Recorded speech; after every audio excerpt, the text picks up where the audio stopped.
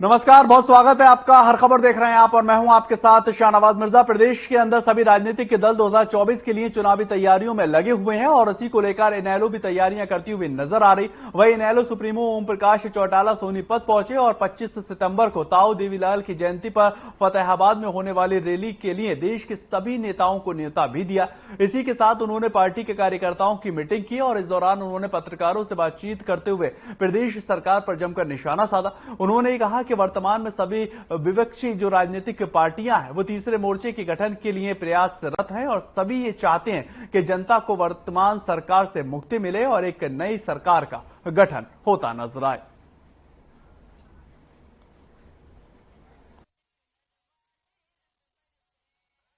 मैं तो लोगों को निमंत्रण देने आया हूं और आपको भी निमंत्रण दे रहा हूं कि 25 सितंबर को आप फतेहाबाद पहुंचे। मेरा अंदाजा है कि लाखों की संख्या में लोग वहां एकत्रित होंगे और हम देश के विभिन्न राजनीतिक पार्टियों के अग्रणी नेताओं को निमंत्रण देकर के आएंगे। 25 सितंबर को फतेहाबाद के अंदर चौधरी देवीलाल की जयंती मनाई जाएगी और आपको बताएं कि दाऊ देवीलाल की जयंती को लेकर इनेलो सम्मान दिवस के रूप में मनाती हुई नजर आई। इस सम्मान दिवस रैली पर इनेलो भारतीय जनता पार्टी विरोधी पार्टियों को एक मंच पर लाने के लगातार प्रयास में जुट गई है और इनेलो पार्टी विपक्ष के नेताओं के साथ मिलकर तीसरे मोर्चे की तैयारी करती दिखाई दे रही। आपको जानकारी दें कि इनेलो सुप्रीमो चौधरी ओम प्रकाश चौटाला झज्जर में पार्टी कार्यालय में कार्यकर्ताओं को रैली का न्योता देने पहुंचे और यहां पर ओम प्रकाश चौटाला ने पार्टी संगठन को मजबूत करने और अधिक से अधिक लोगों को पार्टी से जोड़ने का आह्वान किया। कहा कि भारतीय जनता पार्टी की जनविरोधी नीतियों को देखते हुए जनता इनेलो की तरफ देख रही है और एक बार फिर से इनेलो का शासन होगा और प्रदेश के अंदर अमन और शांति कायम होगी।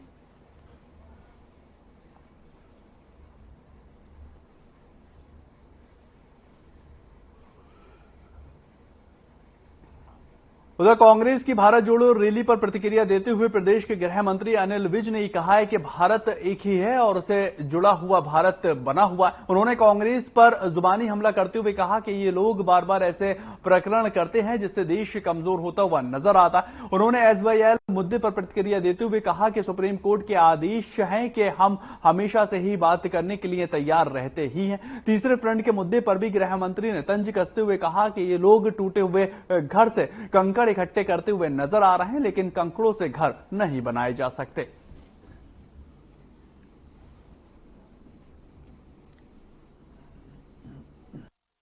भारत तो एक है, जुड़ा हुआ है और यही लोग बार बार ऐसे प्रकरण करते हैं कि जिससे देश कमजोर हो और देश अलग अलग हो। तो इनको तो पहले अपना बैठ के मनन करना चाहिए, यात्रा निकालने के लिए पहले खुद को मनन करें। नहीं, जो सुप्रीम कोर्ट का आदेश है और हम तो हमेशा तैयार थे, हमेशा तैयार हैं बैठ के बातचीत करने के लिए। अब पंजाब अगर पत्रों का ही जवाब नहीं देता तो फिर उसका आगे की कार्रवाई सोचेंगे। अब सुप्रीम कोर्ट ने समय दिया है, उस समय के अंदर करें। जो सारा डिस्प्यूट हुआ होगा ये कांग्रेस की तरफ से हुआ होगा। अगर उनका काफी देर तक वहां राज रहा, अगर वो बनाते या हमें बनाने देते तो ये झगड़ा नहीं हो सकता था। वो टूटे हुए घर के कंकड़ इकट्ठे कर रहे हैं लेकिन कंकड़ों से घर नहीं बनाया जा सकता। उधर दिल्ली के मुख्यमंत्री अरविंद केजरीवाल हिसार पर पहुंचे और इस दौरान पंजाब के मुख्यमंत्री भगवंत मान भी उनके साथ मौजूद रहे, जहां सीएम केजरीवाल ने मेक इन इंडिया नंबर 1 के बारे में पूरी जानकारी दी और साथ ही उन्होंने कहा कि देश की 130 करोड़ की जनता एकजुट हो जाए तो भारत को नंबर 1 देश बनाने से कोई भी नहीं रोक सकता। इसके साथ एसवाईएल पर केजरीवाल ने यह कहा कि दोनों राज्यों में पानी की कमी है और पंजाब और हरियाणा के अंदर पानी का स्तर बहुत कम है।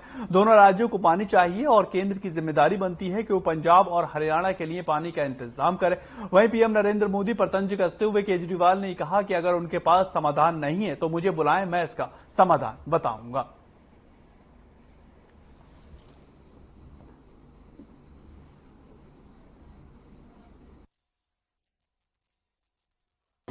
SYL बड़ा इंपॉर्टेंट मुद्दा है, पानी बड़ा इंपॉर्टेंट मुद्दा है।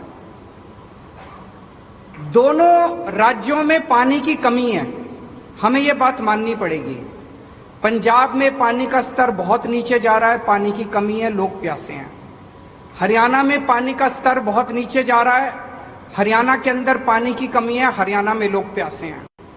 पंजाब को पानी चाहिए, हरियाणा को भी पानी चाहिए। केंद्र सरकार की जिम्मेदारी है कि वो इंटरवीन करके हरियाणा के लिए भी पानी का इंतजाम करे और पंजाब के लिए भी पानी का इंतजाम करे। केंद्र सरकार का काम क्या है? केंद्र सरकार का काम यह नहीं है कि दोनों राज्यों को एक दूसरे से लड़ाए। अगर हम एक दूसरे से लड़ते रह गए तो भारत आगे कैसे बढ़ेगा? जैसा मैंने कहा कि हम मिशन पे निकले हैं, 130 करोड़ लोगों को जोड़ना है, हमें आपस में लड़ना नहीं है और यह संभव है। हरियाणा को भी पानी मिल सकता है, पंजाब को भी पानी मिल सकता है। केंद्र सरकार को जिम्मेदारी लेनी पड़ेगी। मैं प्रधानमंत्री जी से अपील करता हूं कि पंजाब के लिए भी पर्याप्त पानी का इंतजाम करें, हरियाणा के लिए भी पर्याप्त पानी का इंतजाम करें और अगर उनके पास समाधान नहीं है मेरे को बुला लें, मैं उनको समाधान बता दूंगा, लेकिन बैठ के इसका समाधान करना पड़ेगा। वहीं पर हिसार पहुंचे दिल्ली के मुख्यमंत्री सीएम अरविंद केजरीवाल और पंजाब के मुख्यमंत्री भगवंत मान सोनाली फोगाट के परिजनों से भी मुलाकात करते हुए नजर आए और उनके परिवार को सांत्वना देते हुए दिखाई दिए। इसी दौरान सीएम केजरीवाल ने कहा कि सोनाली फोगाट हमारे देश की जानी मानी हस्ती थी और उनके साथ काफी दुखद घटना हुई है। परिवार निष्पक्ष जांच की मांग कर रहा है और निष्पक्ष जांच होनी ही चाहिए। सीबीआई से जांच की मांग की जा रही है तो सीबीआई ही इसकी जांच करे। गोवा, हरियाणा और केंद्र के अंदर भारतीय जनता पार्टी की सरकारें हैं। मात्र 2 मिनट के अंदर सीबीआई जांच के निर्णय लिए जा सकते हैं। और केजरीवाल ने आगे यह भी कहा कि परिवार की बात से ऐसा लग रहा है कि मामले को दबाने की कोशिश की जा रही। हम ये मांग करते हैं कि इस पूरे मामले को लेकर सीबीआई तुरंत एक्शन ले और सीबीआई को जांच सौंपनी चाहिए, क्योंकि जितनी देर हो रही है लोगों के मन में उतने ही सवाल और शक लगातार पैदा हो रहे हैं।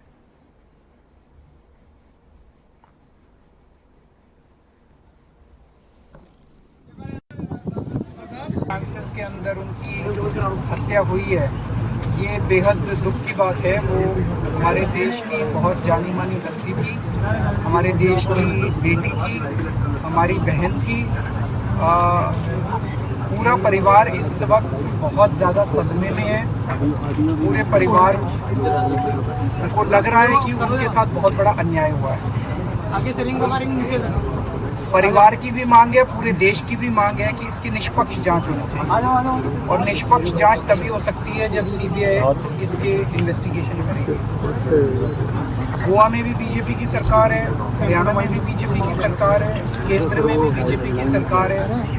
एकमात्र 2 मिनट के अंदर अगर वो निर्णय ले लें तो ये मामला जो है सीबीआई में जा सकता है। क्योंकि परिवार को ये भी लगता है कि एक तो इतना बड़ा नुकसान जिसकी भरपाई नहीं की जा सकती, एक बेटी परिवार से चली गई और टैलेंटेड लड़की जिसमें भगवान ने बहुत टैलेंट दिया और अपने बलबूते पर उसने नाम पैदा किया और ऊपर से ड्रग्स के जो इल्जाम लगाकर कलंकित करने की कोशिश की जा रही है परिवार को। परिवार को इस बात का भी ज़्यादा दुख है कि एक तो मौत का तो दुख है ही, लेकिन साथ में जो इल्जाम झूठे ऐसे लगाए जा रहे हैं कि ओवर ड्रग से ऐसी घटना हो गई। अब उन्होंने यही बोला भी हरियाणा के सीएम आपके साथ हैं, हम भी आपके साथ हैं, हम भी सीबीआई की मांग के लिए आपके साथ हैं। 2 मिनट, 1 मिनट रुको। आप लोगों ने उनसे क्या कहा, क्योंकि सांत्वना देने आए थे परिवार को, लेकिन इस वक्त बड़ा सवाल जो है सीबीआई इंक्वायरी को लेकर। हाँ जी। आप लोगों ने क्या कहा? सीबीआई की मांग के लिए बोला है। हाँ जी। उन्होंने कहा हरियाणा सीएम भी आपके साथ है, हम भी आपके साथ हैं, सीबीआई की मांग हम भी करते हैं।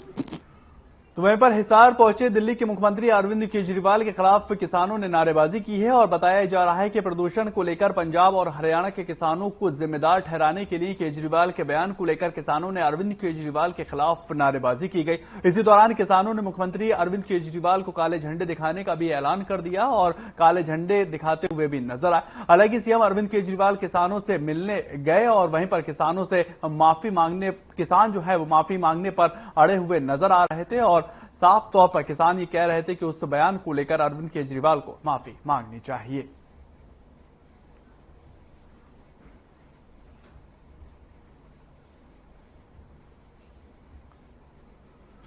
उधर भिवानी के विधायक घनश्याम सर्राफ ने 5 करोड़ 10 लाख रुपए की लागत से बन रहे गर्ल्स सीनियर सेकेंडरी स्कूल का जायजा लिया और यहां पर विधायक ने ठेकेदार पर निर्माण के दौरान धांधली करने का आरोप भी लगा दिया। साथ ही उन्होंने कहा कि भगत सिंह चौक पर बन रहे स्कूल के निर्माण कार्य के दौरान काफी अनियमितताएं देखने को मिल रही हैं और इसके अलावा उन्होंने कहा कि स्कूल को बनवाने के लिए विधानसभा के माध्यम से स्कूल को मंजूरी दिलवाई गई थी। इसी के लिए करोड़ों रुपए की राशि भी उपलब्ध करवाई गई और ठेकेदार घटिया निर्माण सामग्री का उपयोग करते हुए नजर आ रहा है। वहीं इसी को लेकर अधिकारियों से निर्माण कार्य के सैंपल लेने के साथ ही शिक्षा मंत्री को इसकी शिकायत करने की भी बात कही।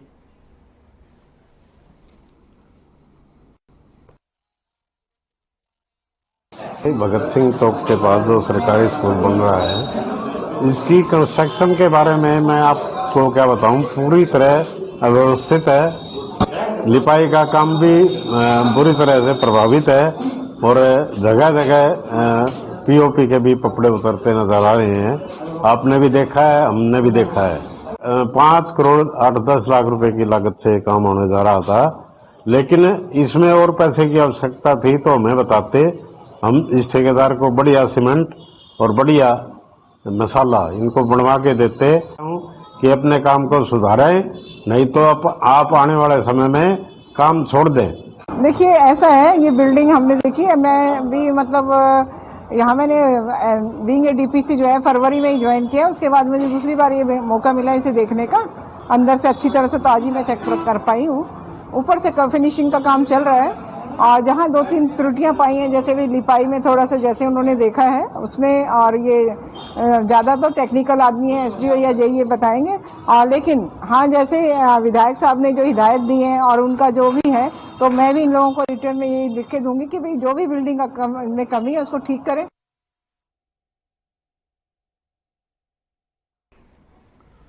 उधर चरखी दादरी जिले के झुझुकला बिजली सब डिवीजन की तरफ से लोगों को सरकार की सरचार्ज माफी योजना के लिए जागरूक किया जा रहा है और झुझुकला एसडीओ सतीश चंद ने बताया है कि सरचार्ज माफी योजना के तहत ग्रामीण और शहरी बिजली उपभोक्ताओं को लाभ दिया जाएगा। इस योजना के तहत कोई भी उपभोक्ता एक साथ या 3 किश्तों में अपना बिल जो है वो जमा करवा सकता है और इसमें उपभोक्ताओं को बिजली बिलों में राहत भी दी जाएगी। सरचार्ज माफी की योजना 31 नवंबर तक लगातार जारी रहेगी और इस योजना के अंदर डिजिटल तरीके से बिजली बिल जमा करने पर भी प्रोत्साहन राशि देने की घोषणा की गई। इसी के तहत अगर कोई ग्राम पंचायत 90% से ज्यादा बिजली बिल डिजिटल तरीके से जमा करवाता है तो उस पंचायत को 2 लाख रुपए प्रोत्साहन राशि भी दी जाएगी।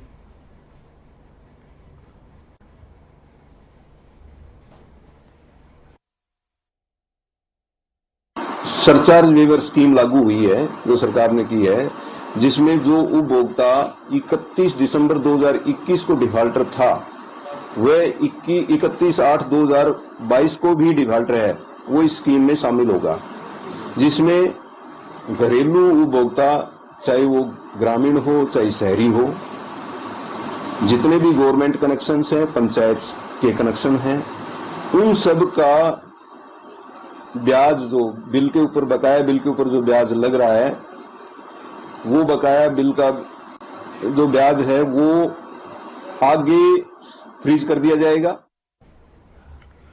खबर कैथल से आ रही है जहां पर पुलिस को एक बड़ी कामयाबी हाथ लग चुकी है और जिला पुलिस ने डेरों के अंदर लूटपाट की वारदात को अंजाम देने वाले गिरोह का पर्दाफाश भी कर दिया। पुलिस ने लूट करने वाले 6 आरोपियों को गिरफ्तार कर लिया है और पुलिस अधीक्षक ने प्रेस कॉन्फ्रेंस कर खुलासा करते हुए ये बताया कि पकड़े गए आरोपी हार्डकोर क्रिमिनल बताए जा रहे हैं और आरोपी लूटपाट से पहले डेरों की रेकी करते हैं और उसके बाद ही लूटपाट की वारदात को अंजाम दिया करते हैं। और पुलिस अधीक्षक के अनुसार आरोपी अंबाला और पटियाला के रहने वाले बताए जा रहे हैं। पिछले कुछ महीने से जिले में 6 डेरे पर लूटपाट की वारदात को अंजाम दे चुके हैं। हालांकि पुलिस अधीक्षक ने यह भी बताया कि इस गिरोह में काफी सदस्य हैं और इनकी गिरफ्तारी अभी बाकी है। पुलिस आरोपियों को अदालत में पेश कर रिमांड पर ले चुकी है और बाकी आरोपियों को भी जल्द गिरफ्तार करने की बात कर रही है।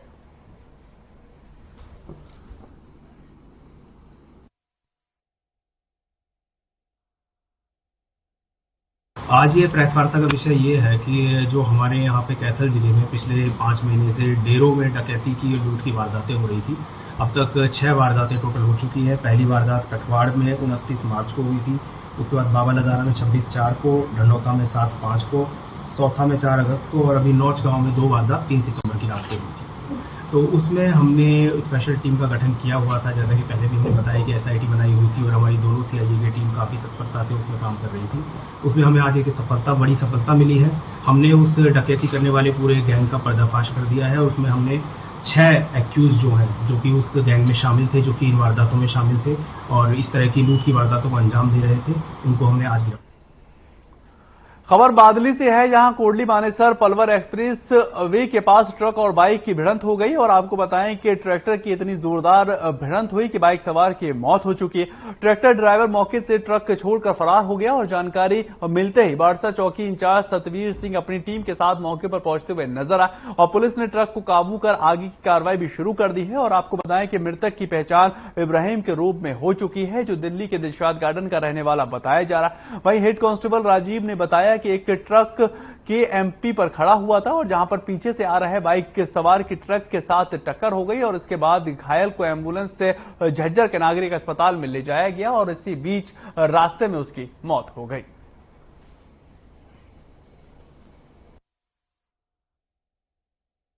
तो बजर टेलीफोन सूचना मिली थी और डायल 112 ने सूचना दी थी हमें। फिर KNP फ्लाईओवर पर मुंडा खेड़ा के पास एक ट्रक का और एक बाइक सवार का एक्सीडेंट हो गया है और एक्सीडेंट वाले को, जिसके एक्सीडेंट हो गया है, उसका नाम तब तक हमें पता नहीं था, तो उसको यहाँ सिविल हॉस्पिटल से घर ले गए हैं। तो कुछ समय पश्चात रुका प्राप्त हो गया था, यहाँ से ब्रॉड डेड हो गया, ब्रॉड डेड ही पहुंचा था यहाँ पर। तो यहाँ पर आया तो उसका नाम था मृतक का नूर मोहम्मद, इनके पिता का नाम है इब्राहिम, ये UP से हैं, मुजफ्फरनगर के। उधर फरीदाबाद आदर्श नगर थाना पुलिस ने गुप्त सूचना के आधार पर आदर्श नगर विष्णु कॉलोनी में 2 मकानों के अंदर छापा मारकर घरों से भारी मात्रा में लाखों रुपए के बम पटाखों को बरामद कर लिया है। और आपको बताएं कि दिवाली के समय पर पॉल्यूशन को देखते हुए सरकार ने बम पटाखों पर बैन लगा हुआ। थाना प्रभारी आदर्श नगर ने बताया कि आरोपियों के खिलाफ विभिन्न धाराओं के तहत मामले को दर्ज कर आगे की कार्रवाई शुरू कर दी है।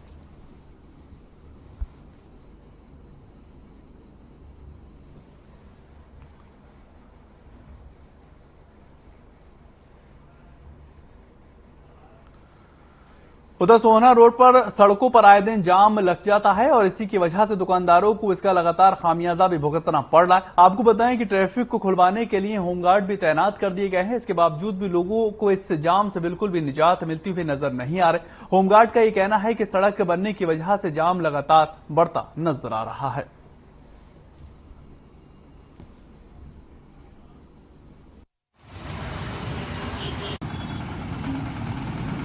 ये कारण सर जी आगे सड़क बन रही है, इस वजह से थोड़ी सी जगह आधी कवर कर रखी है, आधी चल रही है। जब वो गाड़ी निकल जाती है तब इधर की गाड़ी चलती है।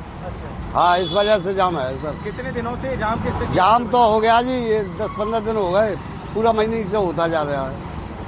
ऐसी जाम लगा? हाँ, ऐसी। फिर आपको तो परेशानी जनाब, हम तो खड़े ही रहते हैं, क्या करें। हाँ सर, ये बल्लभगढ़ से सोना रोड सोना तक जा रहा है सर ये रोड, यहाँ पे जाम लगा ही रहता है। आए दिन आगे रोड बन रहा है ना, आगे रोड के कारण बहुत तगड़ा जाम लगा रहता है सर यहाँ पे। दुकानदारी पे सर बहुत प्रभाव पड़ता है, 2-2, 4-4 घंटे जाम लगा रहता है। तो जाम खुलवाते भी है पुलिसकर्मी, तो मतलब कि बहुत तगड़ा जाम।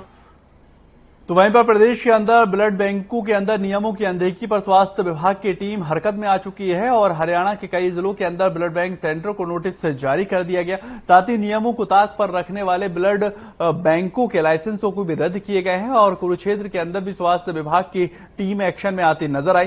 कुरुक्षेत्र के अंदर सरकारी अस्पताल लोकनायक जयप्रकाश अस्पताल के civil surgeon doctor Sukhbir Singh ने बताया कि ये राहत की बात है कि धर्मनगरी कुरुक्षेत्र का कोई भी ब्लड बैंक नियमों की अनदेखी नहीं कर रहा है, लेकिन फिर भी कुरुक्षेत्र में ब्लड बैंक को लेकर प्रदेश सरकार एक गाइडलाइन जारी की गई। अब जितने भी जगह पर ब्लड बैंक लगेंगे वहां पर सभी डॉक्टरों की टीम को एप्रेन पहनकर रहना होगा और इसके अलावा अब कोई भी संस्था अगर रक्तदान शिविर लगाती है तो उन्हें बाकायदा स्वास्थ्य विभाग से अनुमति भी लेनी होगी। कुरुक्षेत्र में सभी पैथोलॉजिस्ट डॉक्टरों की निगरानी में अब रक्तदान शिविर लगाए जाएंगे।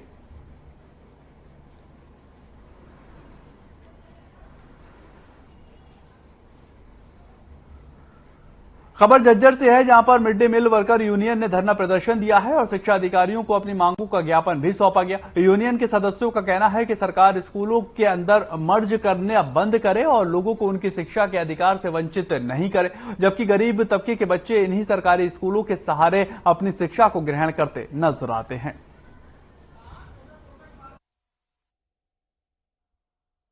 आज एक तो ये प्रदर्शन हमारा पूरे हरियाणा में और राज्य कमेटी के आह्वान पर चला हुआ है, क्योंकि सरकार एक तो स्कूलों को मर्ज कर रही है और स्कूलों को बंद कर रही है।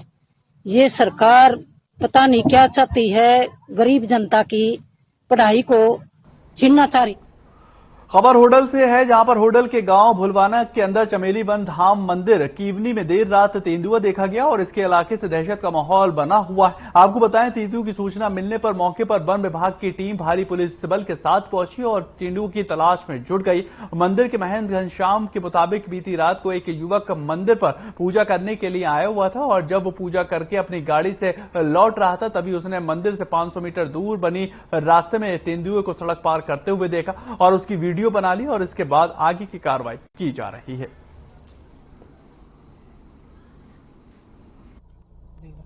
हमारे चमेली वन धाम में ये 200 एकड़ का वन है। पहले कभी बताते थे बड़े बुजुर्ग 60-70 साल पहले कभी किसी ने देखा था, लेकिन अब तो फिलहाल हमारी युवा अवस्था में हमने आज पहली बार कल रात को 11 बजे की बात है, हमारे इस मंदिर पे एक शनि भगत है, मतलब शनिदेव की, तो बनी के रास्ते में उन्होंने एक तेंदुए को रोड पार करते हुए देखा। तो उन्होंने अपनी गाड़ी रोक करके उसकी एक फोटो शूट और वीडियो बनाई। वो वापस फिर मंदिर पाए और मुझे जगाया, मुझसे कहा कि महाराज जी आप सतर्क रहें और बाहर जो भी साधु महात्मा और हमारे जो वर्कर जो लेबर सो रही थी उनको भी उन्होंने चेताया। उनको हमने तुरंत जाल के अंदर किया। देखो बंदर भी यहीं घूम रहे हैं, फिलहाल शायद वो यहाँ नहीं है, हो सकता चला ही गया हो, ये आया होगा तो चला भी गया, ये ज्यादा दिन नहीं ठहरता। और प्रोटेक्शन तो यही है कि इंसान अपनी सावधानी खुद रखे, जंगल में ना जाए। पब्लिक को यही मेरा कहना है कि जंगल में एंट्री ना करें। और मेरी तरफ से तो यही है, देखो मौके पे वन विभाग अपने अधिकारी कर्मचारी के साथ मौजूद है, पुलिस मौजूद है, प्रशासन मौजूद है, तो इस तरह से मैं तो यही कहूँगा कि आप लोग पूरा प्रिकॉशन खुद ले रहे हैं, उसको फॉलो अप करेंगे और लोगों को उन्होंने दे दी है कि भी आप प्रिकॉशन लेते रहें। उधर कोसली में स्कूल स्टाफ की कमी के चलते जहां अभिभावक परेशान हैं, वहीं पर बच्चे अपने भविष्य को लेकर परेशान होते नजर आ रहे हैं। बार बार प्रशासन को बताने के बावजूद भी कोई भी सुनवाई नहीं हो रही है और इसी को लेकर एक बार फिर छात्रों ने स्कूल पर ताला जड़ दिया। छात्रों का यह कहना है कि ताला इसलिए लगाया गया है क्योंकि तबादला नीति का हम लगातार विरोध कर रहे हैं। तबादले के बाद अध्यापकों की संख्या लगातार कम हो रही है और इसका विरोध जो है वो लगातार किया जा रहा है।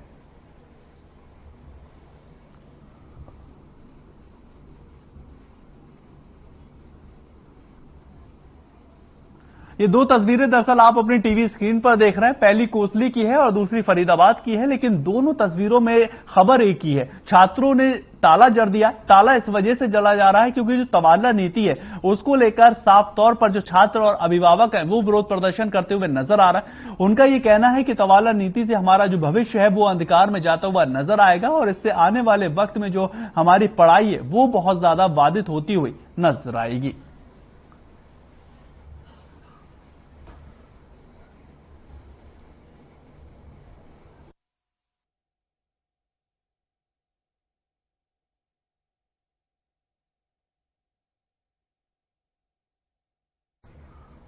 तो यहां पर सीएम पुष्कर सिंह धामी ने युवाओं के भविष्य को देखते हुए एक बड़ा बयान दिया है। सीएम ने कहा कि 12,000 पदों पर भर्ती प्रक्रिया शुरू हुई थी और इसमें समूह गा के 7,000 पदों पर अधिनियस्त चयन आयोग के जरिए भर्ती होनी थी, लेकिन भर्ती अधिनियस्त चयन आयोग की परीक्षाओं में लगातार हुई धांधलीबाजी को देखते हुए अब समूह गा की भर्तियां परीक्षा भी लोक सेवा आयोग से ही कराए जाने पर विचार चल रहा है। सीएम धामी ने भर्तियों पर धांधली को लेकर ये कहा कि हमारे राज्य के लिए बहुत ही गंभीर विषय है और हमारे प्रदेश के नौजवानों के रोजगार से जुड़ा मामला। अधिनियस्त चयन सेवा आयोग की भर्तियों में जहां भी गड़बड़ी की शिकायत मिल रही है वहां हमने सख्त आदेश दे दिए हैं और सभी मामलों पर कार्रवाई चल रही। उन्होंने कहा कि भर्ती घोटाले में किसी को भी नहीं बख्शा जाएगा।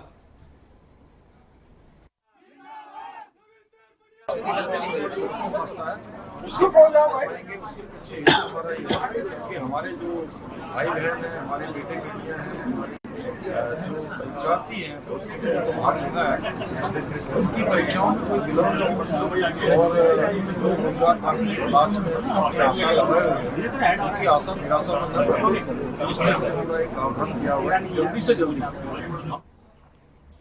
चलिए फिलहाल इस बुलेटिन में इतना ही। ताज़ा खबरों के लिए आप लगातार बने रहे हर खबर के साथ।